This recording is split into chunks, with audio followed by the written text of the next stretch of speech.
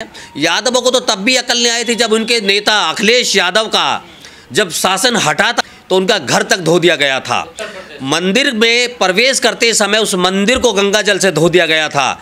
इनको तो तब भी आंखें नहीं आई। ये 4 दिन बाद इन बातों को भूल जाएंगे। जिस तरीके से योगी शासन, योगी की पुलिस और योगी सरकार जानी जाती है, बिल्डोजर चलाना, लोगों के ऊपर रासुका में मुकदमे लिखना, उनके ऊपर गुंडा एक्ट लगाना, इतनी गंभीर धाराएं आप एक सामान्य से अपराध करने वाले व्यक्तियों पर लगा देते हैं, तो जिस तरीके से ये जघन्य अपराध उन लोगों के द्वारा किया गया, उनके ऊपर ये कार्रवाई क्यों नहीं हुई? यादव के साथ जो आज शोषण हुआ है जाति के आधार पर, ये वही यादव है जो कभी इस देश के अनुसूचित जाति या शोषित वर्ग या बिल्कुल मैं कह सकता हूँ जो असहाय गरीब जो लोग हैं उनके ऊपर ये भी शोषण करते आए थे।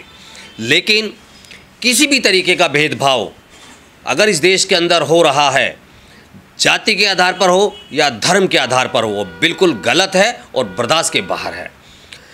यादव समाज के लोग अगर कहीं कथा कर रहे हैं, यज्ञ कर रहे हैं, पूजा पाठ कर रहे हैं, तो उन्हें रोकने का अधिकार किसी के भी पास नहीं है, क्योंकि ये संवैधानिक अधिकार है उनका। बाबा साहब डॉक्टर अंबेडकर ने इस संविधान के अंदर हर एक इस देश के व्यक्ति को अभिव्यक्ति की आज़ादी दी है कि आप अपनी मर्जी से किसी भी रूप में आप पूजा कर सकते हैं, आपकी किसी भी देवी या देवता में आपकी आस्था हो सकती है, आप किसी भी धार्मिक आयोजन का उसमें शामिल हो सकते हैं। ज़रूरी नहीं है कि आप उस समाज से या उस धर्म से बिलोंग करते हों। लेकिन जिस तरीके से इटावा के अंदर ये घटना घटी, ये पूरी तरीके से शर्मनाक है।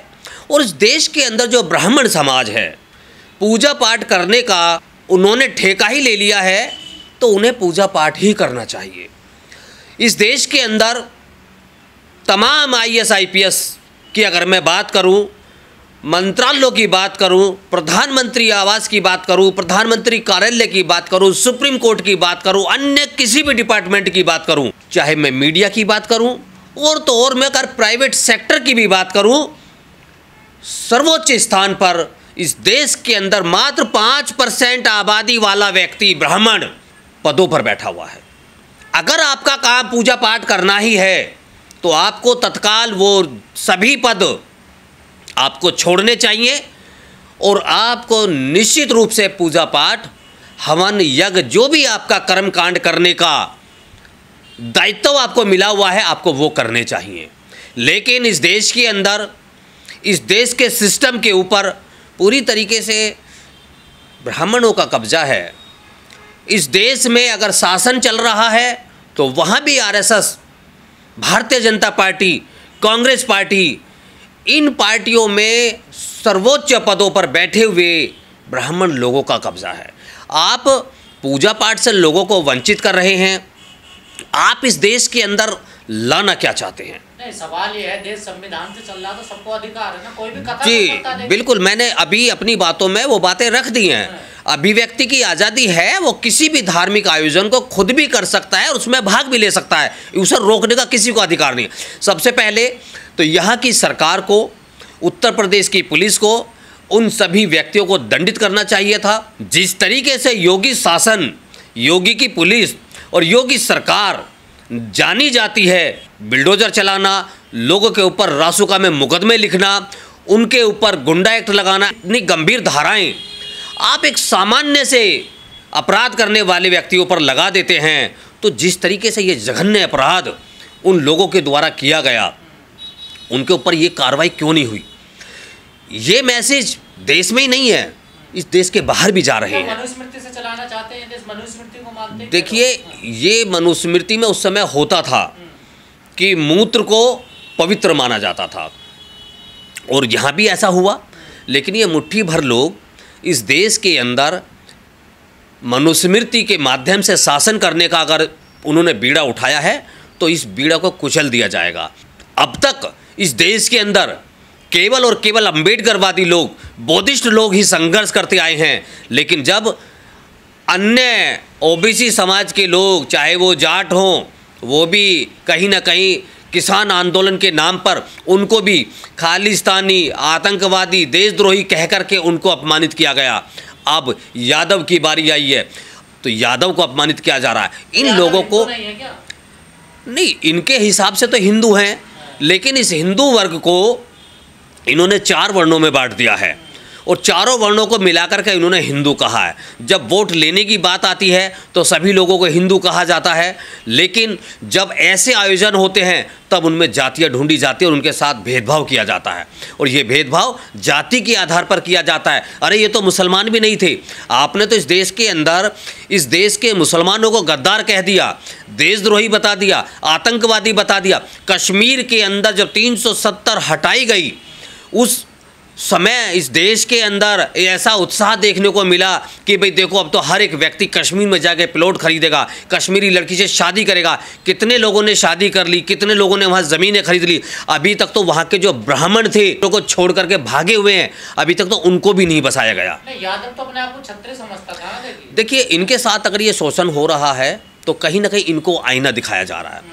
उत्तर प्रदेश के अंदर यादव समाज की जो आबादी है वो बड़ी अच्छी तादाद में है।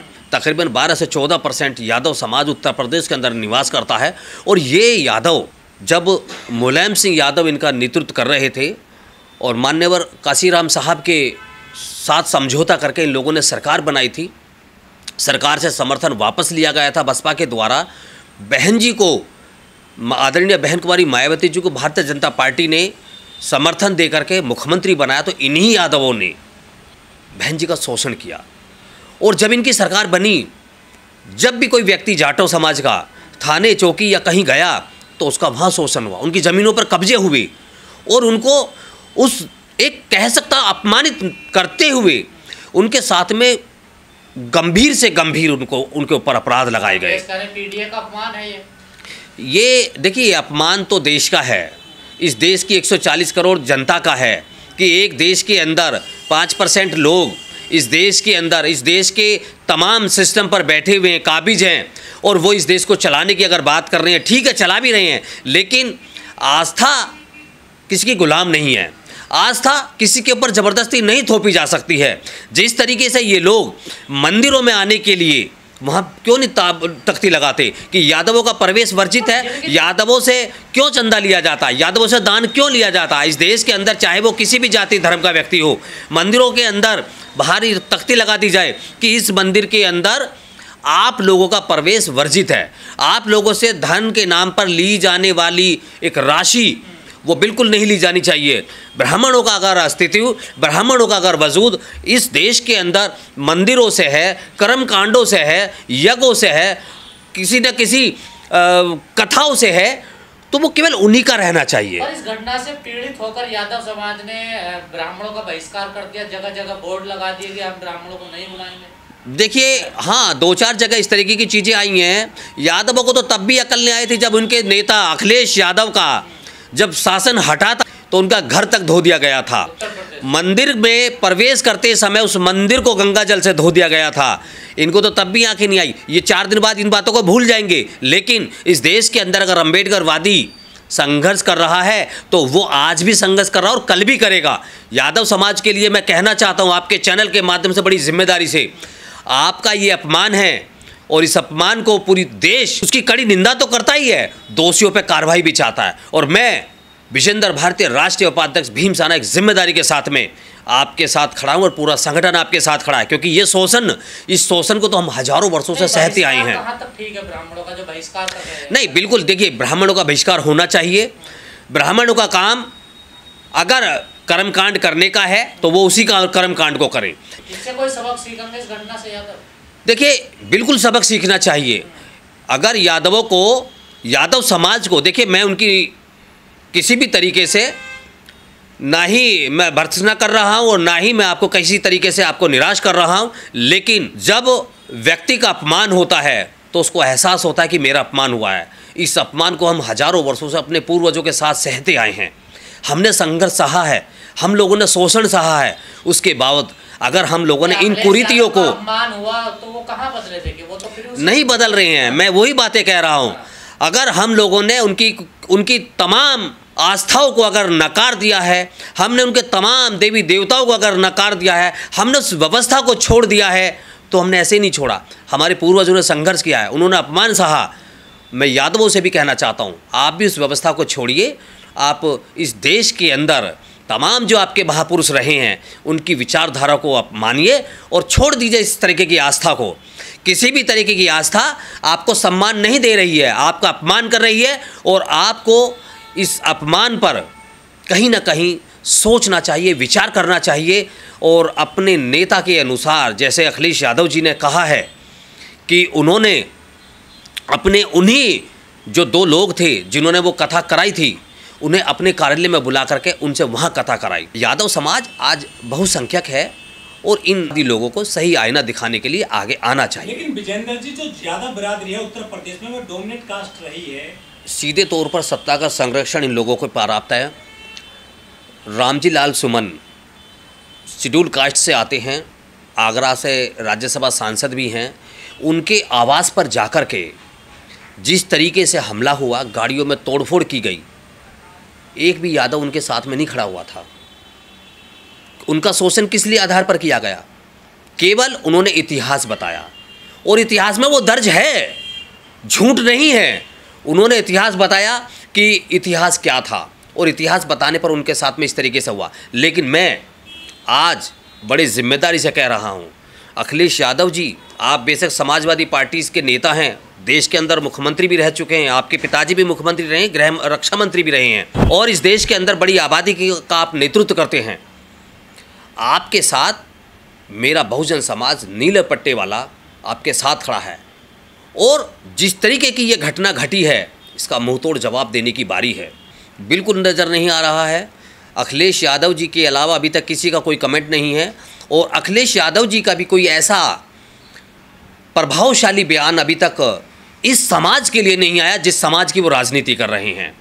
रामजी लाल सुमन जी ने अगर कुछ कहा, उन्होंने साफ तौर पे कहा था, मैंने वो बयान दलित वर्ग के नेता होने के नाते से कहा है, तो उनके साथ इस देश का तमाम अम्बेडकरवादी दलित समाज खड़ा हो गया मजबूती के साथ में।